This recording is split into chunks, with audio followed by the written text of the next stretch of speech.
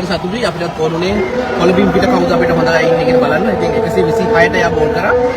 මාලිංග වැඩ පටන් ගනී. පළමු අදියරේදී හමුවුණු වේගවත්ම පන්දු යවන්නාගේ වේගය පැයට කිලෝමීටර් 126යිලු.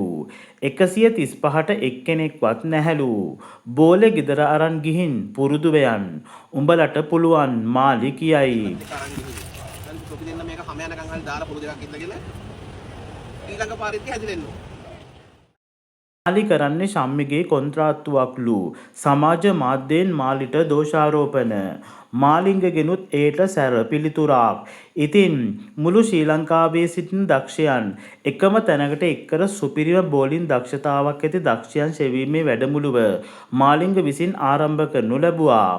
ඒ අනුව පළමු අදියරේදී ක්‍රීඩකීන් 353 දෙනෙකු ඒට සහභාගී වූ අතර තෝරා ගැනීමට අදාළ කොන්දේසි වූවේ ක්‍රීඩකයන් වයස අවුරුදු 17ත් 22ත් අතර විය යුතු බව විනාඩි 8යි තප්පර 30ක් ඇතුළතදී කිලෝමීටර් 2ක් දිවීම සහ වේගය පැයට කිලෝමීටර් 135ට වඩා වැඩි වේගයකින් තිබීමයි.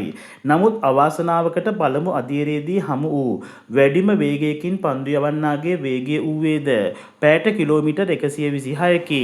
ඉතින් ශ්‍රී ලංකාවේ ක්‍රිකට් හදන්න බැහැ කියන සමහර ක්‍රීඩකින් අතරේ මාලිංග විසින් ශ්‍රී ලංකා ක්‍රිකට් ගොඩ දාන්න පටන්ගත් මේ වෑයමට සමාජ මාධ්‍ය තුළ ඇතමුන් දෝෂාරෝපණ එල්ල කරනු ලබන්නේ ලසිත් මාලිංග විසින් මේ සිදු කරනු ලබන්නේ ශම්මිගේ කොන්ත්‍රාත්තුවක් බවයි.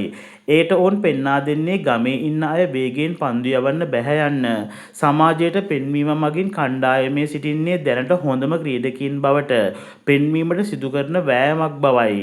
තවද බෝලින් වල වේගය බලා පසුව කිලෝමීටර් 2 දුවන්න දෙන්න යන්නත් ඇතමුන් පවසනවා.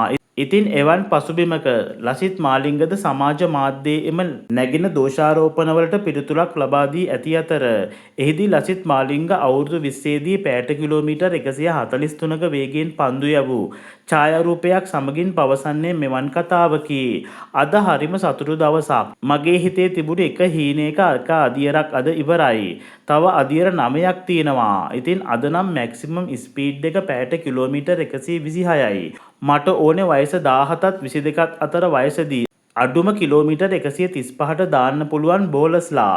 මොකද මම අවුරුදු 20 දී ඒ 2003 2004 දී නැෂනල් ටීම් එකේ ගහද්දී පැයට කිලෝමීටර් 140ත් 45ත් අතර දාපු නිසා මම වගේම අවුරුදු 20 22 හයියට දාන අය මට ඕනා. සමහරක්ට නම් එහෙම හිතෙන්නේ නැහැ. කොහොම වුණත් එහෙම අය නැති වෙන්න විදිහකුත් නැහැ. මම කොහොමාරි හොයා ගන්නෝමයි යනුවෙන් මාලි පවසා තිබුණා. ඉතින් මාලිගේ මේ අදිෂ්ඨානය ශ්‍රී ලංකා ක්‍රිකට් ගොඩ දාන්න සහ මේ ගන්න වෑයම ගැනත් ඔයාලට හිතන දේ කමෙන්ට් එකක් දාගෙන යන්න.